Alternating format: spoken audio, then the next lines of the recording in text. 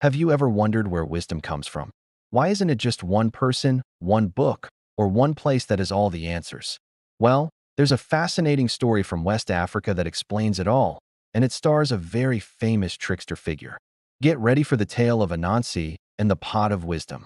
A long, long time ago, all the wisdom in the world wasn't spread out like it is today.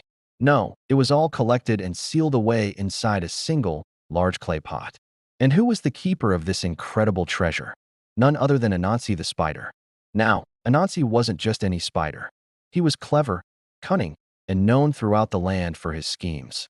The sky god, Niam, had entrusted this pot to Anansi with one simple instruction: share the wisdom with everyone.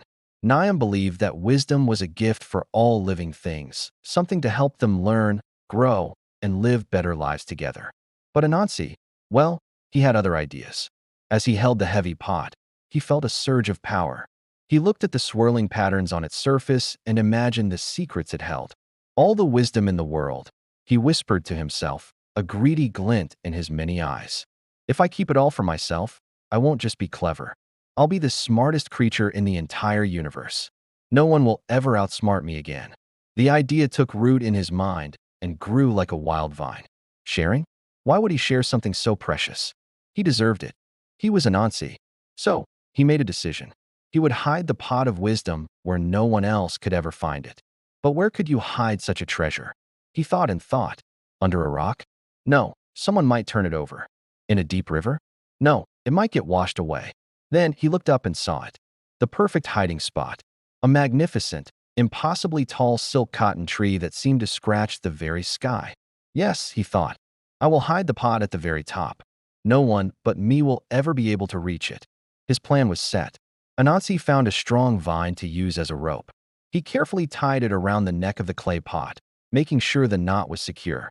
He then slung the pot around his neck so it hung right in front of him, resting on his belly. It was heavy and awkward, but Anansi was determined. He scurried to the base of the massive silk cotton tree and began to climb. But he immediately ran into a problem. With the huge pot hanging in front of him, he couldn't get a proper grip on the trunk. Every time he tried to pull himself up, the pot would bump and knock against the bark, making him lose his footing. His 8 legs scrambled for purchase, but it was no use. The pot was too big, too round, too much in the way. He tried climbing sideways. That didn't work. He tried going backward. That was even worse. He huffed and puffed, growing more and more frustrated with each failed attempt. The sun was hot, and sweat dripped from his brow. How could he, the great Anansi, be defeated by a simple tree? Little did he know, he wasn't alone. Standing at the foot of the tree, watching his father's strange struggle, was Anansi's young son, Ndakuma. Ndakuma was small, but he had a keen eye and a clear mind. He watched his father grunt and slip, and he saw the problem immediately. It was so obvious. After a few more minutes of watching the ridiculous scene, Ndakuma couldn't stay silent any longer. He called up in his small, clear voice, Father, Father, may I suggest something? Anansi paused, clinging to the bark and panting. He glared down at his son. What is it, boy? Can't you see I'm busy with a very important task? Ndakuma wasn't intimidated. I can see that, he said politely. But it seems the pot is getting in your way. If you were to tie the pot to your back instead of your stomach, your front would be flat against the tree. All your arms would be free to climb properly. Anansi froze. He looked down at the pot on his stomach, then thought about his son's words. Tie it to his back. Of course. It was so simple, so logical, so wise. And that's when the rage hit him. A furious, boiling rage. Here he was, Anansi, the one who was supposed to have all the wisdom in the world, being given a common-sense lesson by his own little son. The irony was unbearable. He, the keeper of all knowledge, had been outsmarted by a child. His whole plan, his dream of being the wisest of all, felt like a joke. Arg, he roared, his voice echoing through the forest. All his frustration, all his wounded pride, exploded in that single moment. In his fit of temper, he forgot all about the precious cargo he was carrying.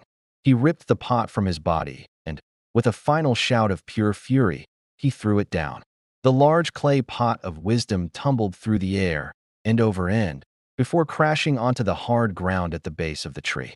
It shattered, not into 2 or 3 pieces, but into 1,000 tiny, glittering fragments. At that very moment, a great wind sprang up from nowhere. It wasn't an ordinary wind. It was a magical, powerful gust that swept through the forest. It lifted the shattered pieces of wisdom from the ground and swirled them into the air like a storm of sparkling dust. The wind carried the wisdom far and wide. It blew fragments to the north, south, east, and west. It scattered them over mountains and valleys, into bustling villages and quiet forests, across vast oceans and wide deserts. Tiny specks of wisdom settled everywhere, on everyone. A little piece landed on a farmer in her field, another on a fisherman mending his nets. A piece found a king on his throne, and another found a child playing a game. And Anansi? He sat on the branch, empty-handed, watching it all go.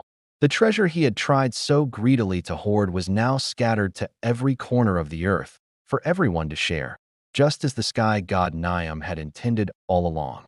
And that is why, to this very day, no single person has all the wisdom in the world. Instead, wisdom is found in small pieces everywhere. It's in the clever idea of a child, the experience of an elder, the skill of an artisan, and the heart of a friend. It teaches us that everyone has something valuable to contribute, and the wisest thing we can do is listen to each other. So the next time you learn something new from an unexpected person, remember Anansi. Remember that a tiny piece of that shattered pot of wisdom has found its way to them, and to you. Thank you so much for watching and listening to this timeless story. If you enjoyed it, please give this video a like, share it with someone who might appreciate it, and don't forget to follow our channel for more amazing tales from around the world. See you next time.